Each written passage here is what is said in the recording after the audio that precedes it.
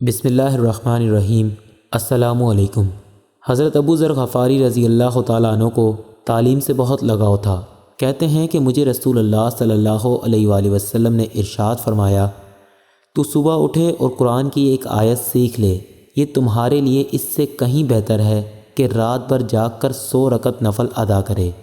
تو دن میں علم کا ایک باب سیکھ لے، جس پر عمل کیا ہو یا نہ کیا ہو، اس سے کہیں بہتر ہے کہ 1000 رکعت نوافل ادا کرے۔ حضرت ابو ذر غفاری رضی اللہ تعالیٰ عنہ فرماتے ہیں کہ میں رسول اللہ صلی اللہ علیہ وآلہ وسلم کا ہاتھ پکڑے ہوئے تھا۔ ہم سب مغرب کی طرف رخ کیے پیدل چل رہے تھے۔ سورج سرخ گولے کے مانند نظر آ رہا تھا۔ ہمارے دیکھتے ہی دیکھتے غروب ہو گیا۔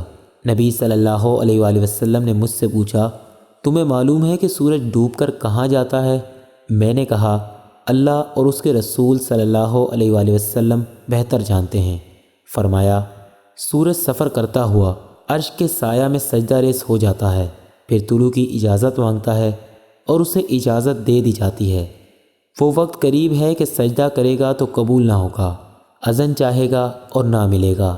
اسے کہا جائے گا، جہاں سے آئے ہو وہیں لوٹ جاؤ، تب وہ مغرب سے نکلے گا۔